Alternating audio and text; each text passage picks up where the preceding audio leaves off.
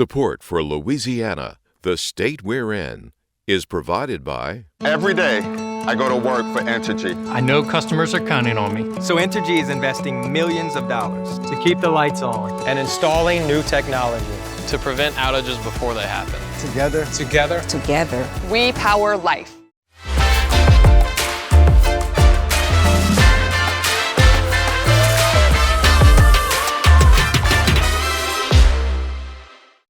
Additional support provided by the Fred B. and Ruth B. Ziegler Foundation and the Ziegler Art Museum located in Jennings City Hall. The museum focuses on emerging Louisiana artists and is an historical and cultural center for Southwest Louisiana. And the Foundation for Excellence in Louisiana Public Broadcasting, with support from viewers like you.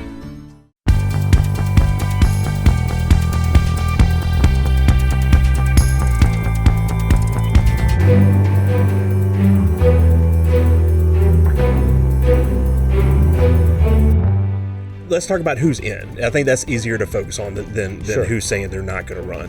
What the governor's race could look like as key players opt out. We're saying, okay, now let NOPD do their job. Crime surging in Louisiana. Is there a solution? There's 2 different variants that are circulating, and that makes up probably about 65 to 70% of the cases that we see. COVID and health trend updates. This one stands out because of the amount of research that went into it. One of the top-rated diets of the new year developed right here in Louisiana. A former Louisiana senator was sentenced to 22 months in prison following charges of wire fraud. Yeah, Karen Carter Peterson admitted to a gambling problem and depression last year when she stepped down from the Senate seat. Peterson admitted to taking more than $140,000. Yeah, that money coming directly from the state Democratic Party. Meantime, airports today and tonight running much better after the FAA on Wednesday had a mega computer meltdown that grounded flights across the country. Of course, that includes all of Louisiana's airports as well. Baton Rouge Metro Airport spokesperson Jim Caldwell said they experienced cancellations and delays all Wednesday. And now we'll look at some other headlines from across the state. A number of horse deaths in Louisiana are raising eyebrows for the Department of Agriculture and Fisheries. 20 of them died last month after eating cubes of alfalfa hay from a manufacturer in Colorado. Experts determined the hay was contaminated with a bacteria that causes neurological symptoms like trouble swallowing and eating. The FDA reported that at least 98 horses between Louisiana, Texas, Colorado, and New Mexico have shown symptoms consistent with the bacteria. A private school in Metairie abruptly closed its doors Wednesday, citing poor enrollment numbers and financial strain. Ridgewood Preparatory School only had a little over 110 students enrolled before the announcement. Parents were given a letter explaining the news. The K-12 school was founded in 1948. 2 state police officers are suspended after their indictment in the Ronald Green case. Lieutenant John Clary and Trooper Corey York will receive no pay during their hiatus, but both men can still access thousands of hours of accrued leave and pay. Clary and York are 2 of 5 officers indicted for crimes ranging from negligent homicide to obstruction of justice. The school desegregated by 6-year-old Ruby Bridges is finally a part of the Louisiana Civil Rights Trail.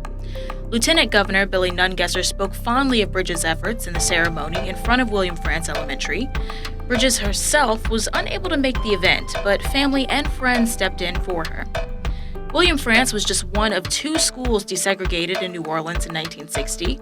3 black girls attempted the same thing at McDonough No. 19 on the same day Bridges entered France. That school is also a part of the Civil Rights Trail.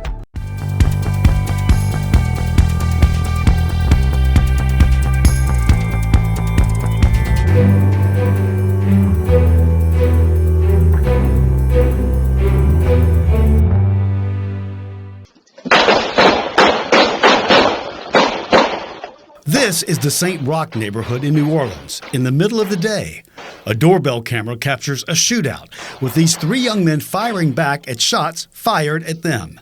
Yes, 2 of them just happened to be carrying loaded handguns. By last fall, the Crescent City was branded with the title of America's murder capital because it has the highest rate of homicides per capita, 70 per 100,000 residents. Homicides are up 140% in the past 3 years, and in the past year, carjackings are up 167%. What's down the number of police. NOPD says to date, the city has fewer than 1,100 officers on the rolls in a department built for 1,600. Factor in leave and sick time, and it's closer to 900 officers.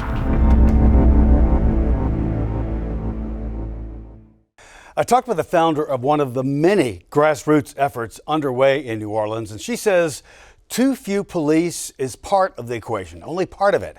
She's an attorney who has worked with law enforcement and first responders her whole career. She's also regarded as one of the most successful prosecutors to ever work in Orleans Parish.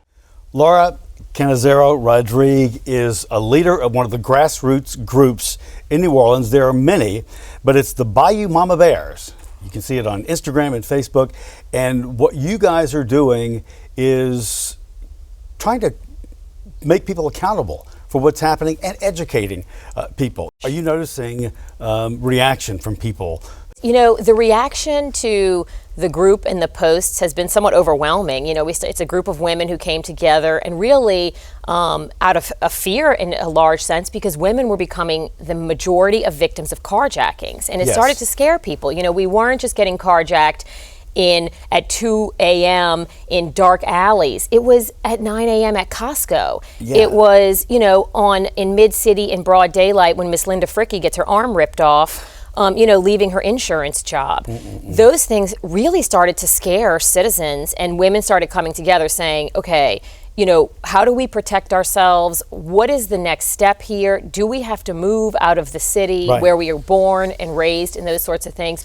So that's what fueled sort of the momentum of the group, and there has been a huge movement behind this because people are coming together saying, we want to be educated, we want to know what's necessary to make the change, and we want to know what's causing the problem. Well, one thing you hear over and over is a crime is committed, people call the police, and they basically don't show up for hours and hours. There are way too few police on the force. Right. How can that change? So the police department, you know, I like to say that they have been set up to fail. Essentially, you know, one of the analogies somebody said was if you cut off somebody's leg and then tell them, just go run a marathon, but just do your best. Whatever you can, just give it your best. And, you know, they really do not have the resources to man this type of crime wave. One of the things we've talked about in the group is how the federal consent decree that started, you know, we're 10 years ago or so now, that the city pays about $150,000 a month to fund. It's about time for that to come to an end. And NOPD, they need to take the handcuffs off the police, essentially. Let them be proactive in policing. You know, let them sort of be able to do their jobs without fearing that they're going to be accused of something. They have already met the legal standard that was required at the beginning. And this is a sort of a complicated issue. It's hard to educate people on all the nuances of a consent decree, but essentially it's already been determined that they have met the constitutional standards of the department. So we're saying, okay, now let NOPD do their job to some extent. So we are seeing, you know, very, very long response times. We're seeing citizens have to collect their own evidence now. Collect their own evidence, I mean, really, that's more than 4,000 car thefts. Last year, and the new year has not started off any better. One of the things that you have addressed lately in your posts is leadership. If anything is to come of this group, it's really to get people out there to vote so that our leadership is a reflection of what we hope is the future of our city. On a really good day in New Orleans, we have about 30% of our city turning out to vote, which should be shocking because we're the murder capital of the country. So, you know, people should be really invested. Do you want to stay here, or do you feel like you're going to have to sell your house and get out? You know, we should have certainly more than 30% of our residents invested in the future of the city.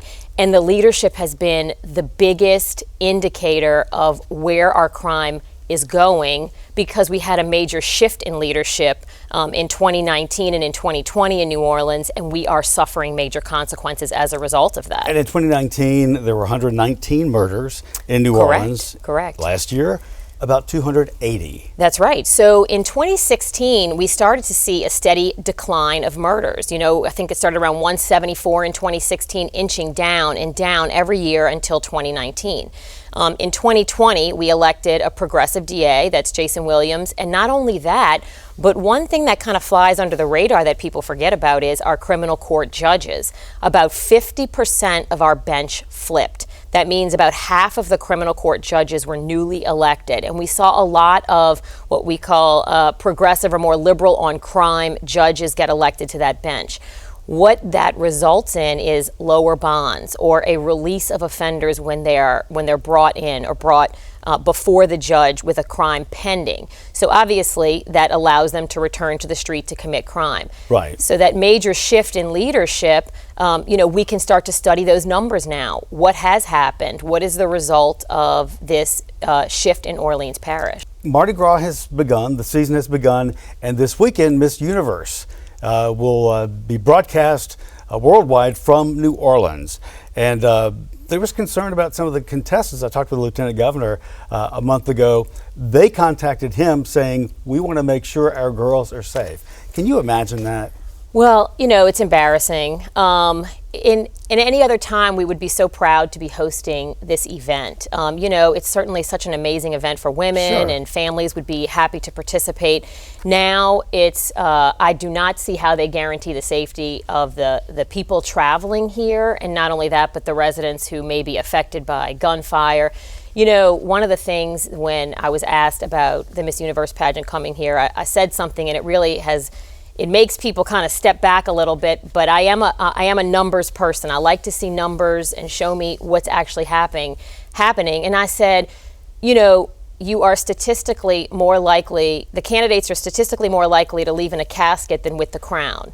And that's a horrifying idea, but the reality is at the rate we're going of shootings, and we're in mass shootings now. It's not just one shooting here, one shooting there. In fact, they're having a hard time identifying which bodies go to which gunshot. The whole idea, and from being a prosecutor for a long time, each person comes into the criminal justice system at different phases, whether they're a first-time offender, and we have a chance then to either give them the tools to make a change in their life, to rehabilitate them, and that's the most important time when we can sort of get involved in somebody's life in the criminal justice system. So for us just to catch and release without helping that person. I gather that's not happening. The rehabilitation is not even on the books. Right, because there's the sentiment, just release them back, and that's sort of been the idea. But that is not working, and really we're doing a disservice to the people who are apprehended as well. This is a chance to give them an opportunity to get some help that they wouldn't have had before. Get some resources, get some job training to give them options as opposed to what the street may offer them as a source of income. This conversation will continue for a long time to come. What can you leave us with today? I think that the most important thing now is for people in Louisiana, and New Orleans is certainly, the hot spot there. We see heavy crime in Baton Rouge and in Shreveport also, but people throughout the state need to start educating themselves, whether it's through finding these grassroots groups that are really saying enough is enough. Mm-hmm. We're going to start informing each other, and we're going to pay close attention to leadership. What are they really saying, and what does that mean? What does it translate into? Things sound great on a political campaign, when you're out there talking about change, but what does it translate into? And what have we seen it translate into, especially in New Orleans? Is it working, or do we need to shift that leadership? We will see. Thank you so much. Thank you.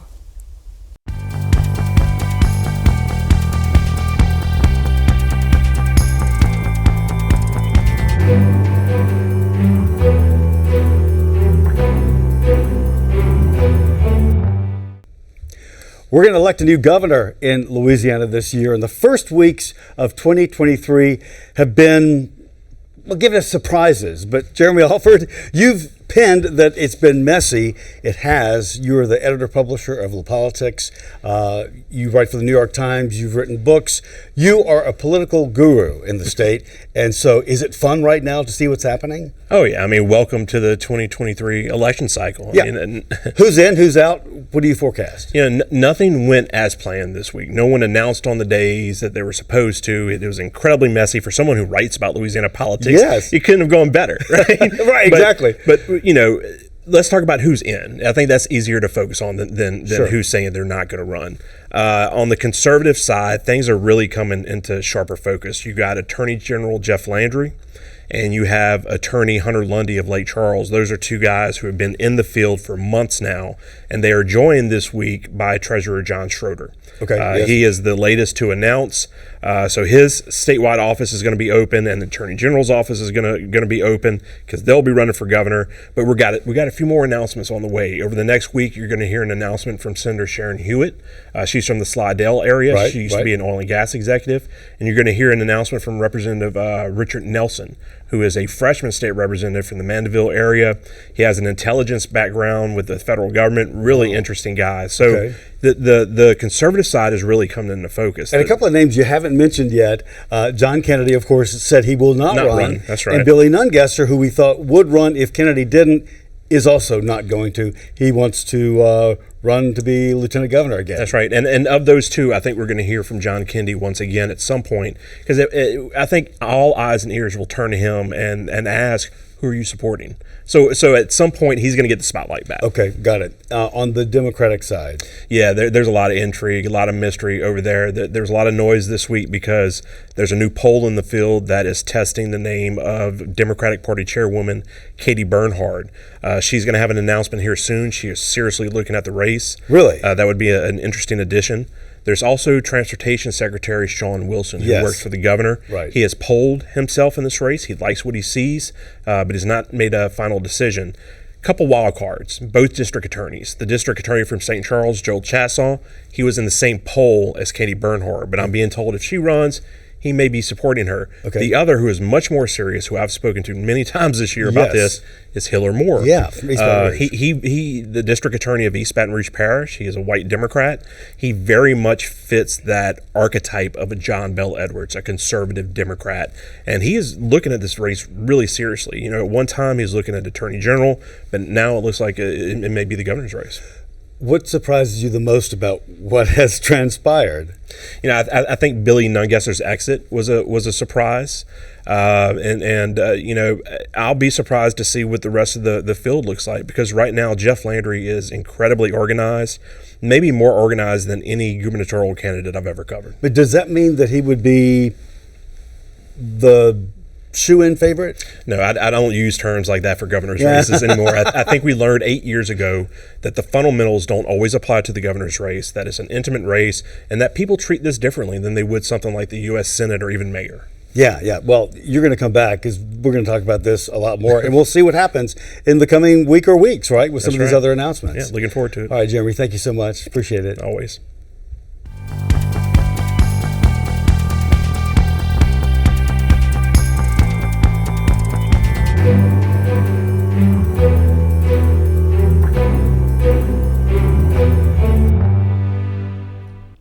If you feel that everyone you've come in contact with recently is sick or is just getting over something, you're not wrong. There's definitely something going around. But experts with Baton Rouge General Hospital say it's nothing to worry about. Here's a brief update on Louisiana's health trends when it comes to the flu and COVID-19. For the past 2.5 years, the sound of a cough or a sniffly nose was enough to send even those with the fiercest immune systems into panic. Now it seems we'll be dealing with the crest and trough of COVID each year. I think the last 2 years we've had fairly light flu seasons, and this year we've seen an increase in cases of flu. We're also seeing an increase in cases of streptococcal infections, which are usually come post-viral. So that's been one of the trends we've seen over probably the last 1 to 2 months.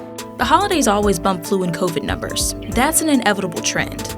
When the weather is colder, people are closer to each other indoors, prompting a spread of viral infection. But the current trends in Louisiana are positive. The Department of Health recorded about 2,000 reinfections and about 6,000 new cases from late December to January 8th. But it seems the cases are mild. So current trends with COVID-19 as well as flu, because of our recent holidays that have passed with Thanksgiving and Christmas, we have seen a slight uptick in hospitalizations due to both cases. But more so, we're seeing it in the community, not necessarily being hospitalized secondary to COVID-19 or influenza virus. So the current dominant strains of COVID in our community are of the Omicron variant. There's 2 different variants that are circulating, and that makes up probably about 65 to 70% of the cases that we see. Nationally, there's a new COVID variant threatening to take Omicron's spot as the dominant strain. XBB 1.5 was listed as the most transmissible variant this year by the World Health Organization. It doesn't appear to be any more dangerous than previous versions, but it does seem to reinfect at a higher rate, which could account for some of the sniffling and coughs going around this year. I do think that we're beginning to see this virus become more endemic, so something that we're gonna have to live with. Like Dr. Kellum said, Omicron accounts for most of the illnesses going around right now. Just be careful and take precautions.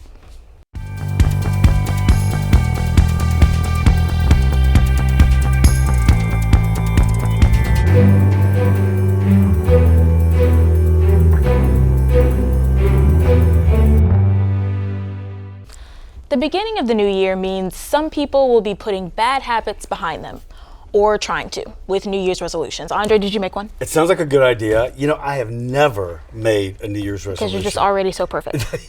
Yeah, that's it. Is it too late to make one now, though? No, it's not too late. Actually, I made one myself. I always do because I'm not as perfect as Andre here. You know she's joking, right? And mine has to do with healthy food.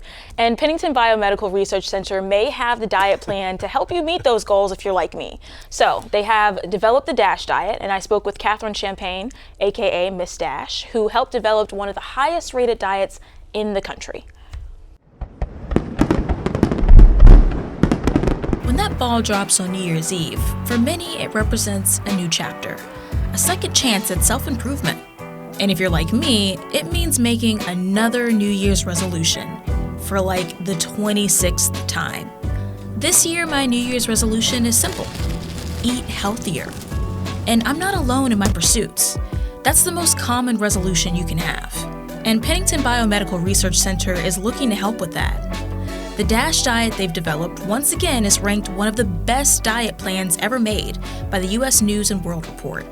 The DASH diet is part of a large study that looked to find a diet that was appropriate for hypertension and reducing blood pressure. The DASH diet was developed in 1977 and still reigns king among others. Catherine Champagne helped design some of the recipes. Well, I like to call myself Mrs. Dash, just because, you know, it was really, I think, one of the greatest accomplishments of my career that I was even involved in that study. And I had to tweak those menus to make them fit the parameters the nutrition targets that were specific for DASH. Those parameters are simple. Prioritize fruits and veggies, limit obvious culprits like sugar and too much salt, things people with hypertension already have to do. DASH just makes monitoring it really easy. You have recipes you could follow, which were developed at Pennington and taste tested by Renee Stelzer. And you help with the recipes, from what I understand. You've tasted these foods that you're telling people to go out there and try. Yes, absolutely. In the metabolic kitchen, our main job is to develop and taste test and prepare and serve meals to our study participants, but we also do this for the general population. And so whether it's for a recipe for the public or a recipe that we're going to serve in a study here at Pennington, after we've developed the recipe, we prepare it, we taste test it to make sure that it's going to be acceptable. Were there any recipes that were just kind of that didn't make it into the diet? Yes. Sometimes we'll prepare it and it might need a little more flavor, or it might need extra sauce, because when we're designing the recipes, especially for a study, we have to make sure that the macronutrient composition is very specific. We might have to have a certain amount of protein, fat, carbohydrates. We might have to have a certain amount of the different fatty acids, and the volume might be very specific. We might have to use specific types of products or low sodium products. So sometimes what looks good on paper doesn't always translate to tasting good or even visually looking good in real life. But taste aside, here's what you need to know to get started. You'll need to lower your meat intake and focus on lean meats instead. You'll eat more grains and veggies and fruits. In fact, a good bit of the protein you eat will come from nuts. There was a lot of interest in calcium, but calcium that was naturally occurring in terms of milk and dairy products, for instance. And we also wanted to limit the amount of meat on the plate. We incorporated lean meats, and we did have fish and some seafood.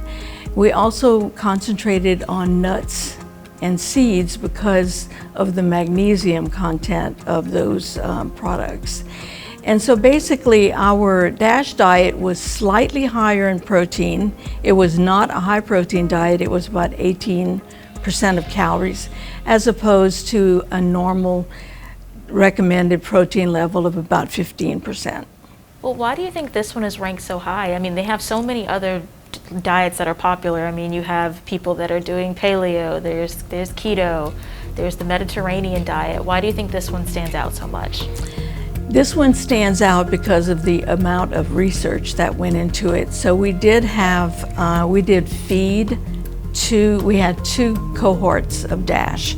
We had the first DASH, which was not focused on sodium, and the second DASH was exactly the same as the first, except that we focused on sodium because sodium is important as well.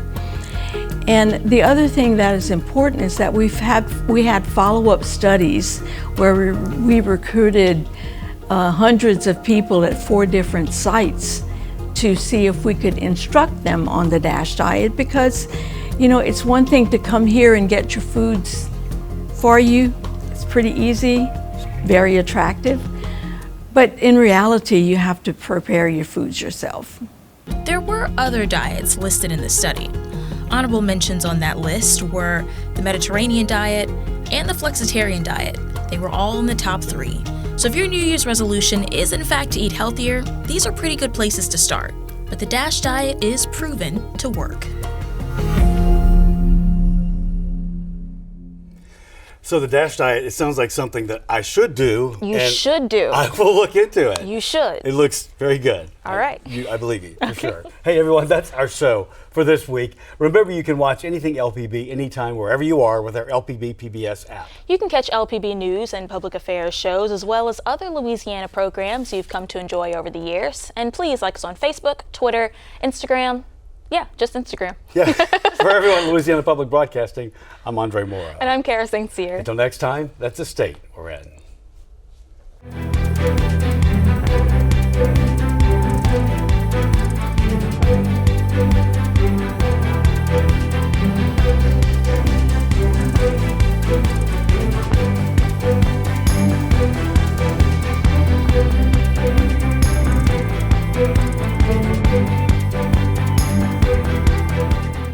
Every day, I go to work for Entergy. I know customers are counting on me. So Entergy is investing millions of dollars to keep the lights on and installing new technology to prevent outages before they happen.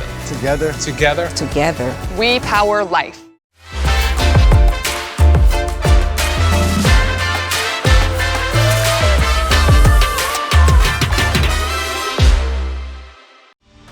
Additional support provided by the Fred B. and Ruth B. Ziegler Foundation and the Ziegler Art Museum located in Jennings City Hall.